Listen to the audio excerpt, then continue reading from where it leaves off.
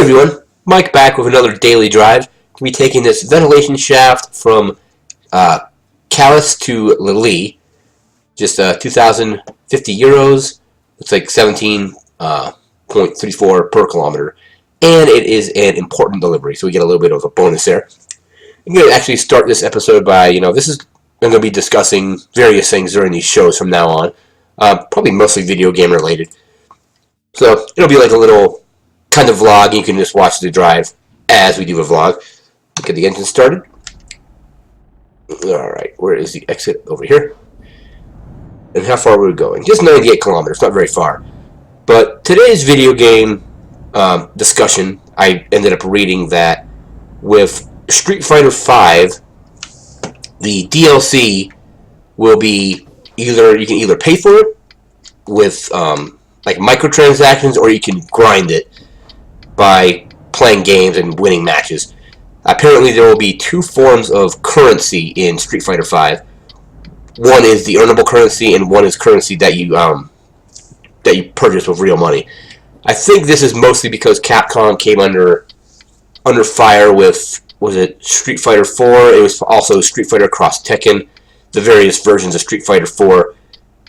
People discovered that all the DLC that they were charging for separately was actually all on the disc, and really wasn't DLC. People joked that DLC at that point meant disc locked content, because people were already paying for the disc, and then the content was still being charged for separately. I think they may have done that with not Street Fighter. What was it? Marvel vs. Capcom 3.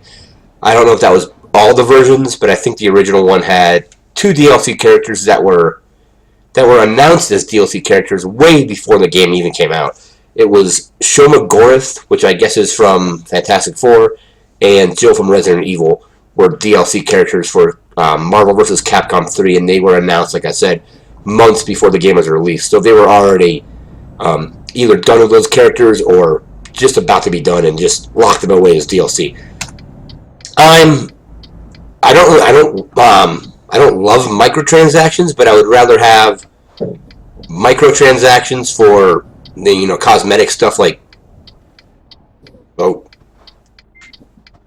skins and other stuff as well. Apparently you're going to be able to buy characters this way as well, with the in-game currency that you earn, or you can actually just pay for it. Like I said, I'm more cool with that than having them essentially double dip by having you buy the game and then having you pay again to get the characters. So something that's earnable is a little bit better, I think. And also, with Street Fighter V, I don't think the game's even coming out comes out sometime in 2016. I'm not exactly sure what the release date is. But what I'll probably end up doing is let me merge over here.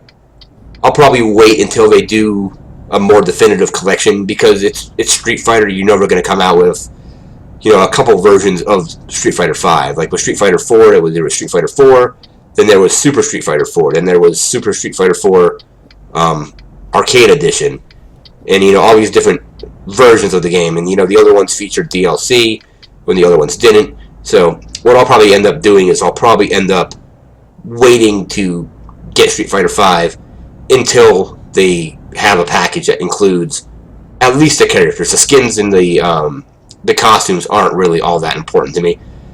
The versions of Street Fighter I have... Which versions of Street Fighter 4 do I have? I think I have two versions. I have two versions on the 360. I have Street Fighter 4, then I have Super Street Fighter 4, and I think on PC I have the whatever the complete edition was on that. Same with the complete edition on Marvel, or not Marvel, but Street Fighter Cross Tekken. I have those on PC. I don't think they ever did Marvel vs. Capcom on PC.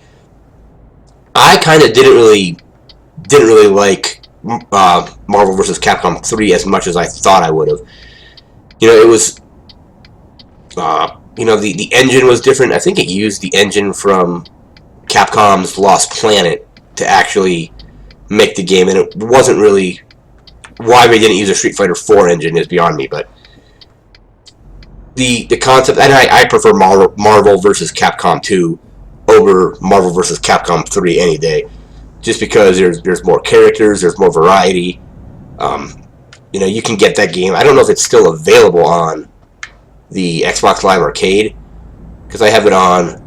Because I actually own the PlayStation 2 version, which they released it and then they pretty much pulled it off the market really shortly afterward. That's why if you try to buy that game now, it's pretty expensive, at least on the PS2 and Dreamcast.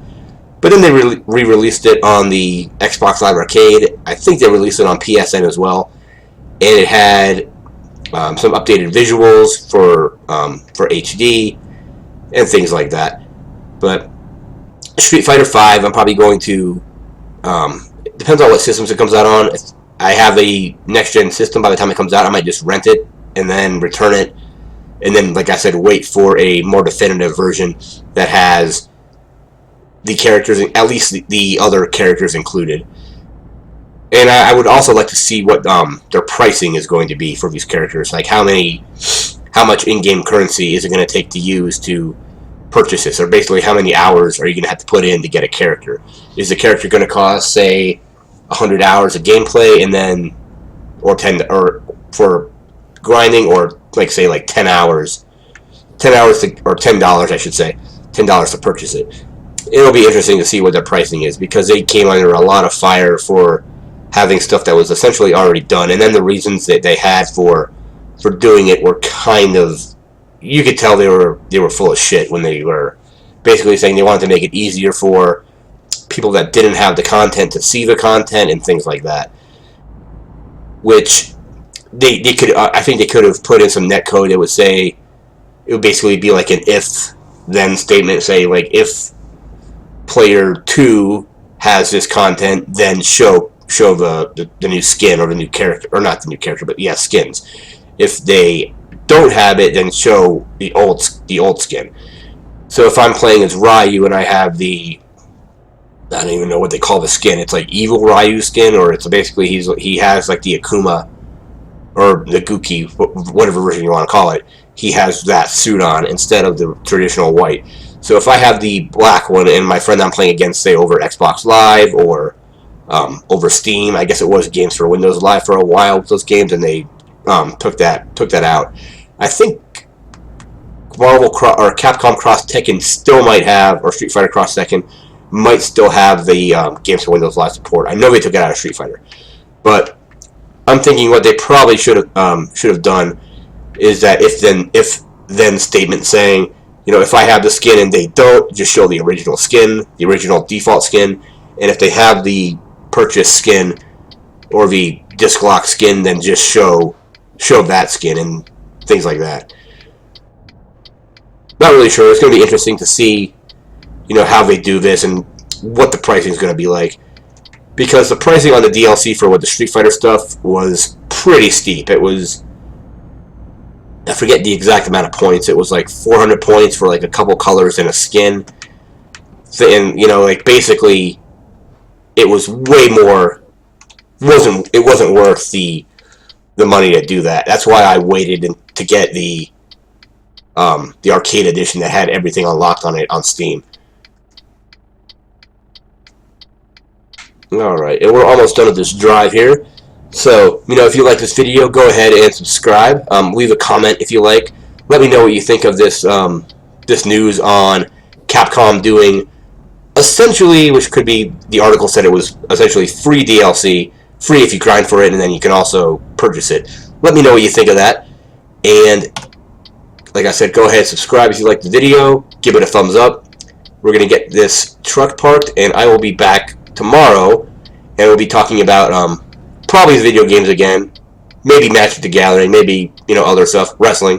It will probably mostly be pretty heavy on video game talk, though. So again, if you liked the video, go ahead and subscribe. I want to thank you for watching, and have a good one.